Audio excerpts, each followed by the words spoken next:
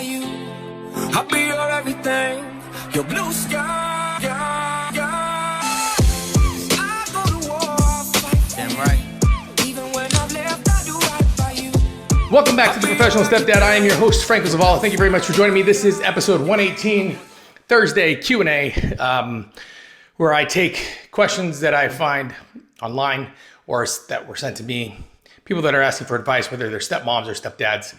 I go ahead and I'll read the question out loud. I'll even post it here somewhere. For the most part, I like to blur out their names and or their pictures because, they want to remain anonymous, but the information is still good. Before I go any further, before I answer these questions, if you have not, please like, subscribe, share to the show. Hit that notification button so you know when the new episodes are up. You can find us on TikTok, Spotify, SoundCloud, iTunes, Instagram, Facebook, and of course, theprofessionalstepdad.com. Head over there. Join our community, stepdads. We'd love to have you for future events when we're going to be traveling, when we come to your town.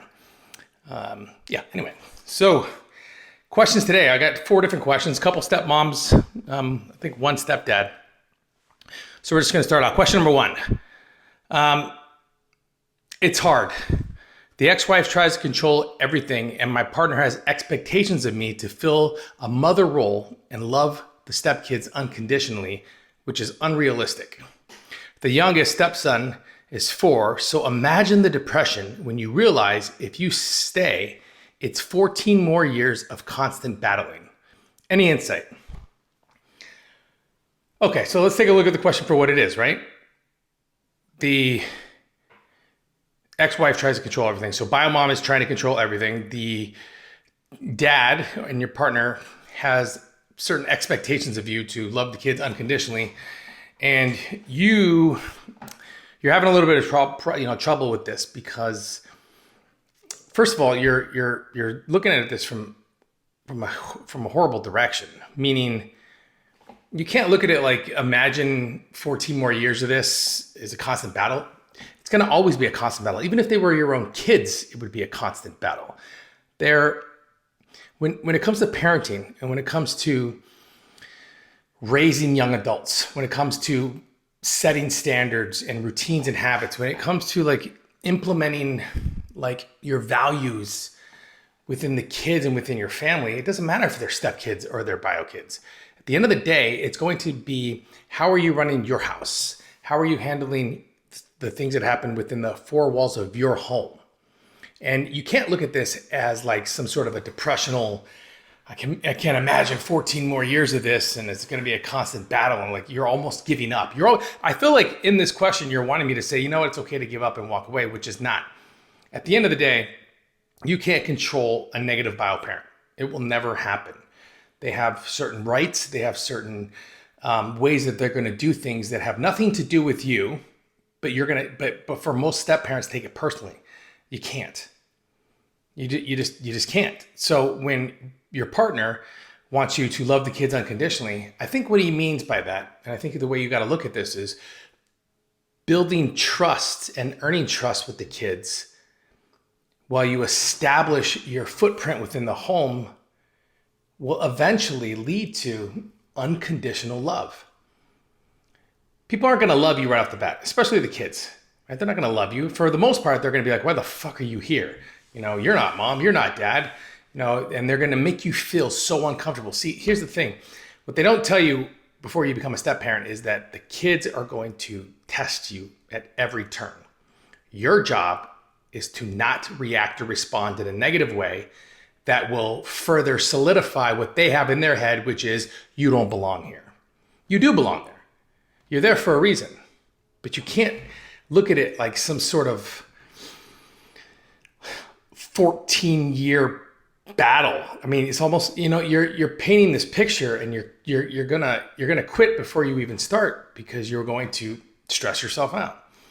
So, your partner wants you to love the kids unconditionally, which is unrealistic. It's not unrealistic if you're building trust, if you're learning to communicate. I mean, let's call a spade a spade. If you really don't want to do this, if that's the reason why you send in the question, then you have my permission to walk away and get the fuck out of there. And here's the reason why. Because the kids deserve somebody in their life that not only cares for them, but that will love them unconditionally over time with patience, building trust and communication with the kids so they know that they can depend on you. And if you don't want to do that, get out of there now, because don't stay just because, you're proud. Get out of there now, because the kids deserve more. So make a decision. You're either going to go all in, you're going to build trust, you're going to learn to communicate, you're going to block out all the negative noise outside of the four walls of your home, you're going to establish a good foundation that will lead to success in uncommon hours. You won't know when it's going to happen. The only thing you can do is control the amount of time, energy, and effort that you put into the kids and to the family. That's it. Hope that helps. All right, next question. This comes from, let's see, yeah. Next question comes from, I think, Daniel. Yep, Daniel. Here's a question. Geez, actually, it's more of like a statement. Jesus' house has no rules. It's absolutely insane. I can't even begin to think about parenting without guidelines. Oh, extremely frustrated. Nacho parenting only gets you so far. Okay, so this has to do with nacho parenting. So basically what he's saying is, so if you are not familiar with nacho parenting, I highly recommend you go look it up, because I think it's a bunch of bullshit. Basically what they're saying is nacho parenting is, they're not your kids. That's not your responsibility. Stay in your lane. Do only what you can do and leave everything else up to, whether it's the bio parents or the family members. You're not blood, so that's not your kids. That's a bunch of bullshit. And when he says, this house is absolutely insane, no rules, no guidelines in this home, basically he is in a home where nachoing is somehow accepted, and it's never going to work. It just won't. It won't, because eventually, let's just say hypothetically, you like nachoing. They're not your parents, not your kids, not your responsibility, not your blood, however you want to view that. Eventually, you're going to want respect. Eventually, you're going to want love. Eventually, you're going to want, times with the kids or times with your partner where you see and everything feels like a family. And if you're nachoing everything, you're never going to get that. It'll be almost like you're a live-in house guest. And that's not how you want to do things. I know me as a stepdad, that's not how I wanted to do things. I wanted to be a leader. I wanted to be a voice. I wanted to be respected.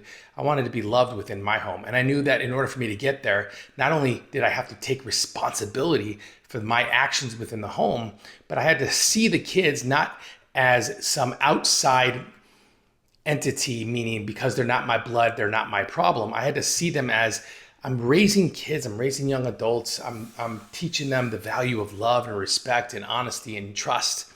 And in order to do that, I have to go all in. I've got to give them my heart. See, when you're nachoing, you're not giving your heart. When you're nachoing, you can basically find an excuse at every turn not to take responsibility for the actions of the kids or the way the family's turning out. And if that's how you want to do things, hey, look, to each his own, right? That's not how I want to do things. I know that my children, like if you were to meet me on the outside, if you and I were to talk and you didn't know who I was, and I told you about my family, you would have no idea that they're all my stepkids. You wouldn't, because of the way I talked about them, because of the way I paint the picture of our family. And if I would have approached this whole scenario with the whole nacho thing, then I would have never established the relationships. I would have never got the letter from my oldest daughter when she just, it took until she was 8, going out of high school into college. It took that long for her to thank me, for her to accept me, for her to really feel like she finally got over that hump where she was like, I'm the oldest, I'm the protector of my siblings, and I now trust you. And it took a while to get there, but shit, it was worth every second of it. So, if you want a house that has rules, has standards, has values, has love, then nachoing is not the way. Kind of move on from that. All right, next question. It's from Carrie. How long would everybody say it took to settle in, adjust to being a step parent after moving in with your significant other? It's been 1.5 years now for me, and I still feel like I'm trying to adjust. Well, it's all right. It's going to be a while. I think everything is based on the amount of time that you're putting into getting to know the kids. I think it's based on the amount of effort that it takes for you to address your problems, all the bullshit that you brought into the relationship, all the things that you're still hanging on to. Here's the thing. At the end of the day, and goes for bio parents and step parents. At the end of the day, if you have not let go of the way you were raised, the things that happened to you when you were a kid, the trauma, all that fun stuff, if you haven't let that go, or if you're not at least dealing with it, you are going to bring it into the relationship. You are going to bring it into the way you're handling scenarios within the home that will require you to be stern. Now, mind you, when I say stern, I mean a stern voice. A stern voice means that they can trust you, that you speak with a level of confidence, so they know that and when I say they, I mean the kids and your partner, so they know that they can trust you, so they know that they will follow you. I mean, that's what leaders do, right? So everybody's journey is different. For me, it was a little bit over 2.5 years before I finally felt like, yeah, this is a well-oiled machine. It's starting to move forward inch by inch, minute by minute. But I'm still growing. I'm still learning. It's never going to stop, because as the kids get older, their views on the world change, their views on the house change. And if you've done your job, if you've learned to communicate with them, if you've talked to them, if you've kind of built this relationship so they can come to you in times that they need to talk to somebody or they need advice, if you're doing all that work, it will flow like water. It will feel amazing. But like I said, everybody's journey is different. It will honestly depend on the amount of energy and effort that you put into learning to communicate, learning how to deal with your old shit, learning how to let go of who you were so you can become who you want to be, learning to build a teamwork, not individual. You do this, you do that. Here's the line in the sand. Teamwork. Parenting is fucking teamwork. It's 50-50. So when you can do all that, then you will see progress. But you gotta have patience. Trust me. All right. And last question. I think I saved this for the last one because this was a little interesting. And I picked this one because I wanted to talk about something. So Scott talks about how his 2 stepkids still love to cuddle with mom. They're 19 and 20. And they're still cuddling with mom in his bed. It feels odd and makes me super uncomfortable, but they both still want to cuddle in our bed. Am I out of line getting annoyed and not allowing them to cuddle with mom? Fuck yeah, you are. Let me tell you why. You are punishing the kids for wanting to be emotionally connected with their mother in bed, whether it's cuddling or spending time with her, because of something that you're still hanging on from your childhood. So maybe you were raised by a father who taught you cuddling was for pussies. Maybe it's like no men cuddle, men, maybe that's how you were raised. Maybe your parents didn't cuddle with you enough. Maybe they didn't give you enough attention. Whatever that is, whatever your story is, Scott, it's not their story. So stop holding them to some sort of principle or however you see cuddling. Stop holding them to the same standard of that, because that's not the same. If they want to spend time with mom, they should be able to. If they want to come into the bed and cuddle, they should be able to. If it makes you feel uncomfortable, Scott, you got to go deal with your own personal shit. Obviously, something's eating you up inside. And if you don't deal with it, it's going to eat you alive. My girls, my son, when my wife and I are in bed, to this day, I have 2 daughters in college. And when they come home, they get in bed with us and they talk with us. We watch movies together. We laugh together. These are the moments that will last forever. And if you have a problem with that, then you are not doing the necessary work to first deal with your own shit. Second, respect the fucking bond that mom has with the kids. And third, the relationship that you have with your partner. Or what, are you jealous?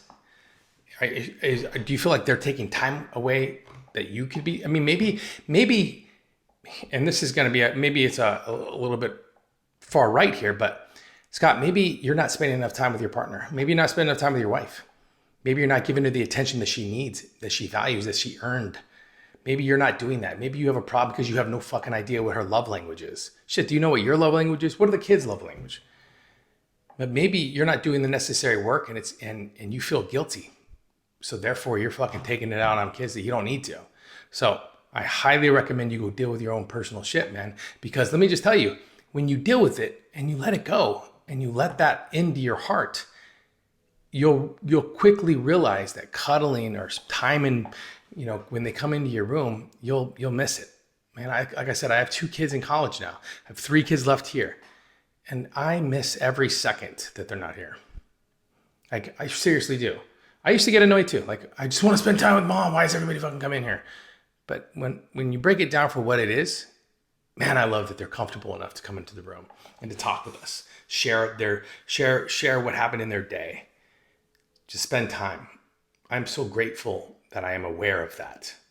And I hope you get to that point too, Scott, because they, like I said, you're there for a reason, brother. And they deserve to feel, they deserve a home where they can feel comfortable enough to cuddle without being persecuted or talked down to.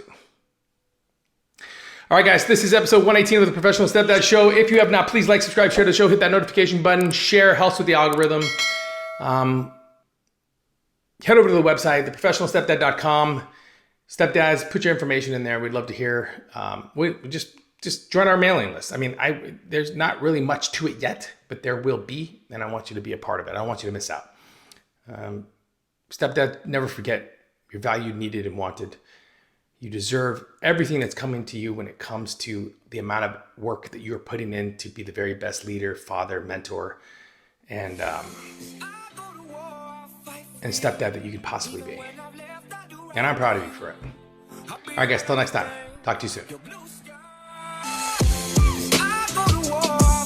Damn right.